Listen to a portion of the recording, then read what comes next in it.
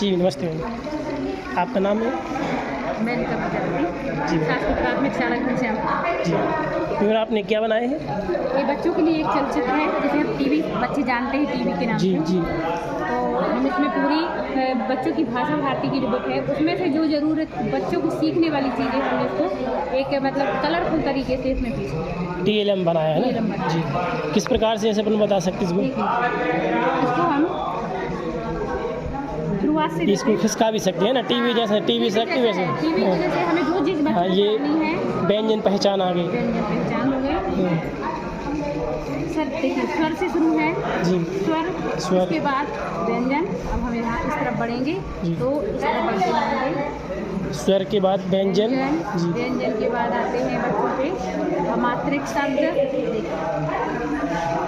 अमात्रिक, हाँ जिस मात्राएं नहीं है। इसमें ठीक मात्राएं नहीं हैं। जी मात्राओं के बाद आते हैं मात्राओं वाले मात्राएं शब्द। और मात्रा वाले शब्द। जी ठीक है सर। इसके बाद हम चलते हैं बच्चों को पूरी मात्राएं हम सिखाते हैं तो हम मात्राओं वाले शब्द लिखते हैं। जी जब मात्रिक बच्चा शब्द। इतना सीख जाता है उसके बाद यहाँ पे चित्र चिपके हैं वो बच्चों से चित्र देखकर पूछेंगे, नाम बताइए। चित्र देखकर नाम बताएं। जी छोटे बच्चे पहले दूसरी का तो हाँ, पहले देख के बता देख के सकता पता है। है। यहाँ पे हमें बच्चों से एक चित्रों के जरिए एक वाक्य बनवाना वाक्य है। बनाना है, जैसे कोई नदी है बच्चा ना? बोलेगा कि इसमें नदी है, उसमें मेंढक है, मछली है, इस प्रकार मगरमच्छ है, बच्चा हाँ। मगरमच्छ है, चित्र भी लगे मगरमच्छ हैं की कहानी भी बता सकता है ना? सकता है। मगरमच्छ और बंदर की कहानी बताएगा। यह एक नाव चल रही है, बच्चा नाव चला रहा है।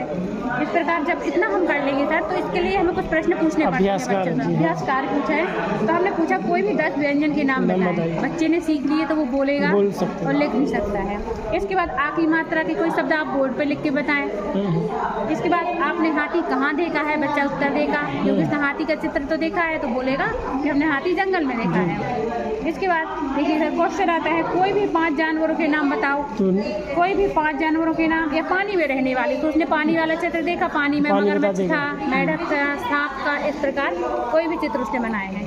तो ये बच्चों के लिए उपयोगी है। जी बोलिए ये क्या है? एक इसको हम इंग्लिश में पजल गेम बोलते हैं। एक गेम है। इस गेम का मतलब ये है कि हमें एक ही अवधारणा इससे क्लियर नहीं होती, इससे कई चीज़ें हम क्लियर कर सकते हैं। गेम का गेम हो जाएगा, खेल खेल में पढ़ाई होती है। जैसे यहाँ बकरी है, बकरी का यहाँ भोजन रख दें घास है। तो बकरी बच्चा खेलेगा और बकरी को उसके भोजन पहुंचाना पहुँचाएगा इस प्रकार से। हाँ। और यहाँ पे इसमें- हमें यहाँ मान के चलिए हम शेर का चित्र लगा दें, यहाँ गुफा बना दें तो बच्चा शेर के निवास से भी परिचित हो जाएगा। यहाँ बच्चा होगा, यहाँ आवास का विद्यालय का होगा, कोई भी अवधारणा हम इससे क्लियर कर सकते हैं। अगर और समझ भी विकसित होगी कहाँ से स्कूल आ जाएगा ना? बच्चे की मतलब वो तार्किक शक्ति का विकास होगा। गेम तो इसीलिए है कि सोच समझ के ये भी बताए कि कहाँ जाना है और खेलना इसको कैसे है।